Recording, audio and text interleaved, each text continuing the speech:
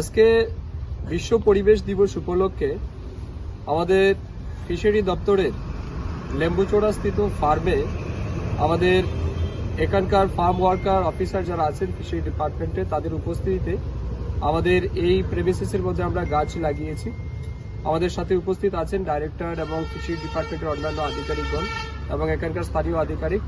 মূল উদ্দেশ্য হচ্ছে পরিবেশের ভারসাম্য রক্ষা করার জন্য গাছ লাগানো অত্যন্ত প্রয়োজন এবং এটা শুধু বিশ্ব পরিবেশ দিবসে গাছ লাগানো হবে এমনটা নয়, প্রতিনিয়ত এই প্রয়াস জারি থাকা উচিত।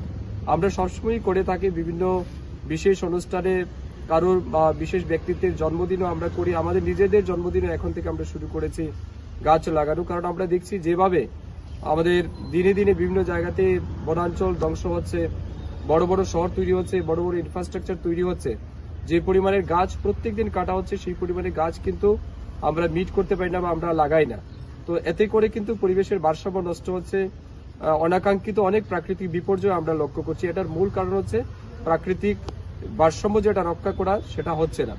তো আমি পুনর্বার আবেদন করব আপনাদের মাধ্যমে, আসুন আমরা সবাই মিলে আমাদের প্রকৃতিকে রক্ষা করি, আমাদের নির্মল পরিবেশ রক্ষার জন্য, আমাদের জীবন রক্ষার জন্য।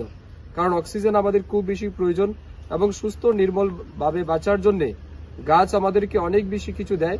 আমি আজকের এই বিশেষ দিনে শুধু এটুকু বলবো, পাখি পুষেছিলাম উড়ে গেছে, কাঠবিড়ালি পুষেছিলাম পালিয়ে গেছে, বুদ্ধি করে একটা গাছ লাগালাম, কাঠবিড়ালি এবং পাখি দুইটাই ফিরে এসেছে। তো বুদ্ধি করে গাছ লাগাতে হবে যাতে কাঠবিড়ালি, পশু পাখি তাদের সবার যে একটা চেইন রয়েছে সেটা যাতে বজায় থাকে, আমরাও যাতে সুস্থ থাকতে পারি, এটাই মূল উদ্দেশ্য। ধন্যবাদ।